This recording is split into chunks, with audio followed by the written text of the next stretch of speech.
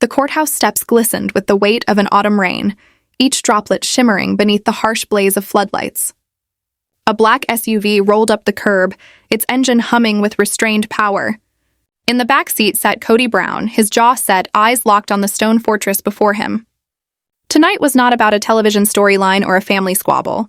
It was about survival.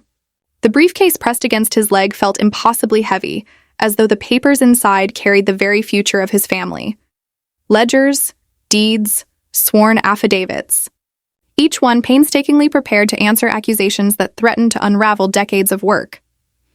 And yet, no matter how many nights he and his attorney, Mary Salvega, spent combing over the evidence, a chill of doubt still twisted in his stomach. Would it be enough? Through the misted glass, Kody caught the reflection of his own breath condensing, vanishing as quickly as his confidence. Mary sat beside him, her auburn hair damp from the fog, hands clasped tightly together. Ahead, when the SUV door swung open, Robin Brown emerged first, shielding him with a steady hand. Standing just behind her was Janelle, arms folded, chin lifted high with defiance. This was not just a hearing. It was a battlefield. The bailiff gestured them forward, guiding them across marble floors that echoed like a drumbeat beneath their shoes. A wave of flashing cameras and shouting voices crashed over them. "Mr. Brown, are the embezzlement claims true? Did you hide money in offshore accounts?" Kody did not flinch. Each deliberate step forward was an act of defiance, a shield against the frenzy. The world demanded answers, but he had only silence to offer, for now. Inside, the courthouse air was thick with polish and history. Dark mahogany desks gleamed under the chandeliers, and towering windows filtered in fractured daylight through storm clouds. Shadows stretched long, like accusing fingers reaching for him. Robin's hand found his back. "You're ready," she whispered. Kody gave her a thin smile, though the pounding of his heart betrayed him. They entered the courtroom. The chamber loomed vast and unyielding. Ivory pillars rose toward the vaulted ceiling, carved with the timeless figures of blindfolded justice, balanced scales, and stern gavels. Above the bench, an inscription announced a promise that felt more like a challenge: equal justice under law.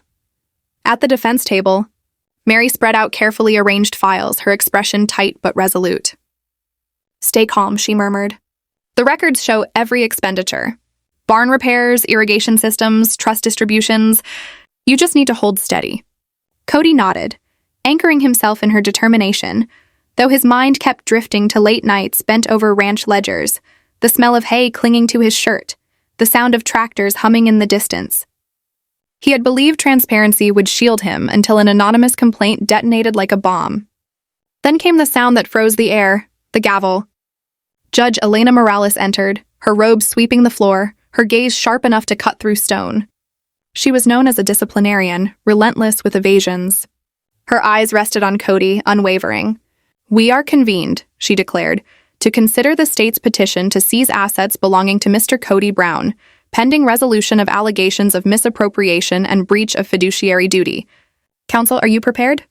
"Ready, Your Honor," answered Prosecutor Dana Crawford, a woman with steel in her voice and stacks of yellow-tabbed evidence at her side. The storm had begun. "Mr. Brown," said the judge, "you may rise and speak." Kody pushed to his feet, shoulders squared. His voice, rehearsed countless times, carried across the chamber. "Your Honor, I am Kody Brown. I do not stand before you as a thief, but as a trustee of legacy. Every dollar entrusted to me has been invested in the Coyote Pass Ranch for barns, irrigation, and the land itself. I ask this court not to judge me on rumor, but on the record of facts." He sat, heart racing, Mary's reassuring hand slipping over his. But the prosecution struck swiftly. Exhibit after exhibit glowed on the projector screen. Wire transfers, bank statements, highlighted spreadsheets. "On March 3rd, Crawford began, Mr. Brown authorized a transfer of $150,000 to an account in the Cayman Islands. 2 weeks later, another $200,000 sent to a trust in the British Virgin Islands. These are not ranch repairs. These are diversions." Murmurs rippled through the jury box. Kody's throat tightened as Crawford pointed to a column labeled simply miscellaneous, $47,000. His mind flashed with memory. Rushed signatures, late-night phone calls with accountants, half-read emails, a letter from a trustee questioning his transparency. A shiver of regret threatened to buckle his resolve. Mary fought back, rising with vigor. Witnesses testified to every project funded by the trust, barn reinforcements, drought-saving irrigation, paved access roads for safety. Each testimony clawed back ground, balancing the weight of Crawford's accusations. But the images of transfers and offshore accounts hung in the air like thunderclouds. By late afternoon, Judge Morales called a recess. The gavel cracked, and reporters surged like wolves as Kody and his wives retreated into the marble corridors. Outside, rain poured harder, beating against the courthouse roof in a relentless rhythm. Cameras flashed as Kody paused on the steps, tilting his face upward as though begging the storm itself for clarity. He realized then that this was more than a financial trial. It was a trial of character. Every choice, every midnight signature, every secretive meeting was about to be laid bare. His wives stood beside him, Mary tearful, Janelle unyielding, Robin steadfast. Inside, the judge's words still echoed. Fiduciary duty cannot be excused by good intentions. As the crowd roared questions and the storm lashed harder, Kody whispered to himself, almost like a vow. This is not just about numbers. It's about our name, our land, our family's future. And with that, he squared his shoulders, knowing the next day in court would decide everything. Not only the fate of Coyote Pass, but the integrity of the man who claimed to defend it. The storm had opened wide, and Kody Brown was standing at its center. The courtroom felt colder on the third morning of trial. Stone walls seemed less like marble and more like silent watchers, wary of the drama about to unfold. Kody Brown sat at the defense table back straight, but his eyes carried the weight of sleepless hours. All night he had gone over his notes, trust provisions, committee minutes, every correspondence he could recall. With his attorney, Mary Saul, he rehearsed and rehearsed, not only to defend himself from numbers and accusations, but to show his life's devotion to faith, community, and the land at Coyote Pass. But this session would be different. The prosecution was no longer content to focus on wire transfers and spreadsheets. This time they would go after his character. The gavel cracked at 9 sharp. Judge Elena Morales swept into the chamber, her eyes scanning the jury before landing squarely on the defendant. We will now hear the prosecution's third witness, she announced, her tone deliberate, her presence commanding. Prosecutor Dana Crawford rose with a smooth, deliberate motion. Her fitted jacket caught the light as she declared, "The state calls Alicia Harper, former ranch operations manager at Coyote Pass." A rustle moved through the gallery. Alicia had been inside every detail: budgets, repairs, staff hires, approvals. If anyone knew whether Kody had stayed true to the trust, it was her. The click of her heels echoed against the marble as Alicia approached the stand. Pale lips pressed into a thin line, she swore the oath with trembling fingers, then settled into the chair. "State your position, Miss Harper," Crawford instructed. "For 6 years," Alicia began, voice steady, "I managed daily operations at Coyote Pass. I hired employees, oversaw maintenance, approved capital projects, and ensured expenses were entered properly into the trust's accounting system." Kody's stomach tightened. He knew what was coming. "Why did you resign?" Crawford asked. Alicia drew in a breath, then spoke with quiet force. "I resigned 3 months ago after discovering records I could not reconcile. Line items for consulting fees and confidential services, each over $50,000. No contracts. No invoices. Nothing to justify the expense." The jury shifted forward, pens scratching furiously. "What explanation did Mr. Brown give you?" Alicia turned her eyes briefly to Kody, then back to the jurors. "He told me these were pre-approved payments to outside professionals, lawyers helping with land negotiations. But when I asked for supporting documentation, letters of engagement, timesheets, he said the files were privileged." A low murmur rippled through the gallery. Mary inhaled sharply, Janelle clenched her fists, and Robin sat frozen, chin lifted in stubborn defiance. Privilege. What Kody had once used as a shield now sounded like concealment. "Did you accept his answer?" Crawford pressed. "At first," Alicia admitted, "I trusted him. But as weeks passed, the figures grew. By June, these confidential expenses exceeded $200,000. When I asked again, he refused, citing confidentiality agreements." "And did you attempt to verify whether these consultants actually existed?" Alicia nodded grimly. "I followed the payments. They led to Wyoming shell corporations. P.O. boxes, no offices, no tax records. Nothing real. That is when I knew something was wrong." The courtroom fell silent except for the scratching of jurors' pens. Crawford slid a spreadsheet onto the witness stand. "Is this your breakdown of those payments?" "Yes," Alicia confirmed. It shows the dates, amounts, and the shell companies they went to. It shows the dates, amounts, and the shell companies they went to. Late February, mid-April, early June, over $200,000 total. The red circles around the entries burned like warning signals. Were these expenses ever discussed at trust meetings? No, Alicia said firmly. I reviewed every set of minutes through August. None of them mentioned these payments. No proposals. No votes, nothing. Mary shot to her feet. Objection, Your Honor. Cumulative testimony. She's already described her concerns. Judge Morales raised a hand. Sustained in part. Miss Crawford, move forward. Gladly, Crawford said. Her tone sharpened. Miss Harper, you managed many approved projects. Barn restorations, irrigation upgrades, road paving. What was the standard approval process? Mr. Brown would present a proposal, scope, cost estimates. The trustees would review, vote, and, if approved, the accounting staff would reconcile every invoice to the disbursement. There was always a paper trail. And did that process exist for these so-called confidential expenses? Alicia's eyes swept the jury, her voice dropping to almost a whisper. No, there were no proposals, no votes, no invoices. Just wire transfers? It looked like a shadow ledger. Off-book expenses only he controlled. The words landed heavy.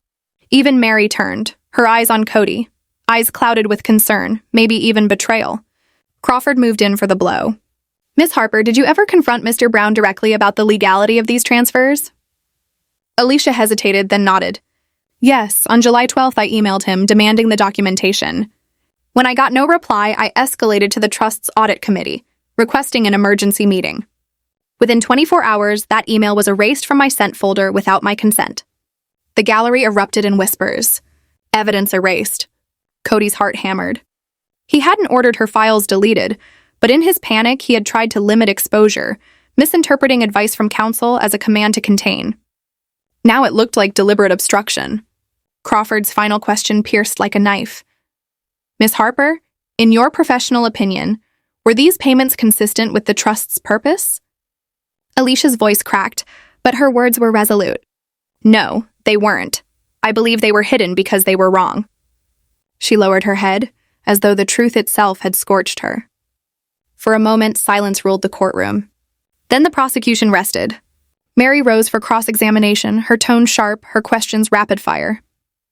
Miss Harper, isn't it true your office computer was set to auto-archive emails after 30 days? Couldn't that explain the missing email?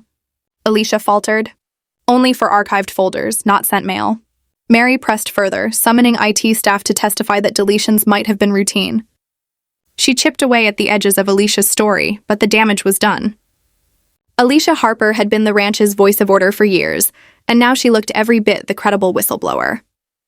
The jury leaned toward her, not away.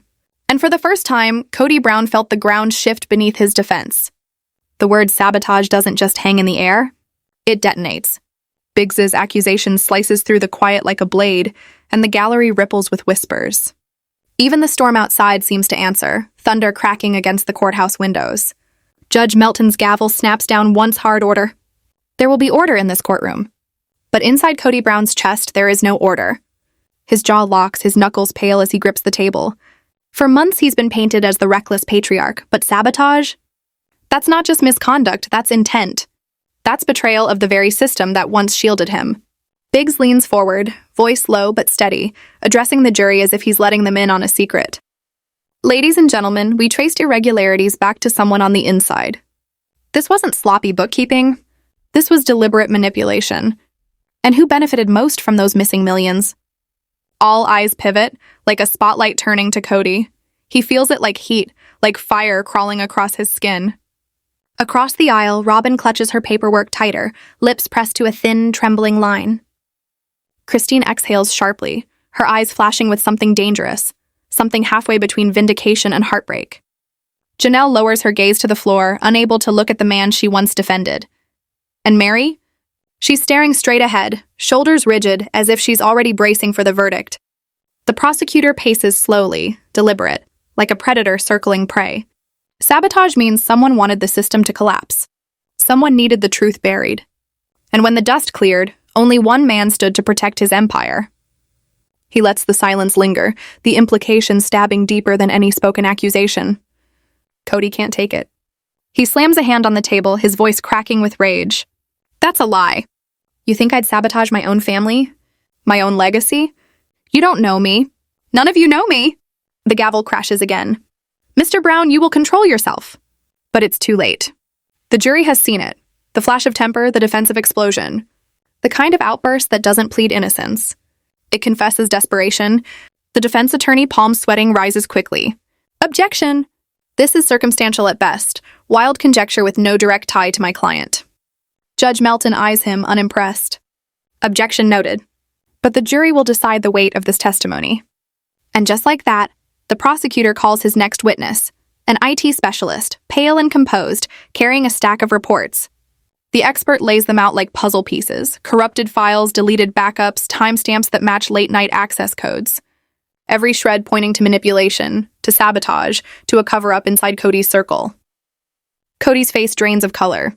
He remembers those nights, the slammed doors, the whispered calls, the frantic pacing while the rest of the house slept. He thought he was protecting his family, shielding them from collapse. But here, under the sterile glow of courtroom lights, every move looks like a crime. Outside, rain lashes against the glass harder, as though the storm itself is bearing witness. Christine leans forward, whispering to Janelle just loud enough for the tension to carry. This is what I tried to tell you. He'll burn everything just to keep control.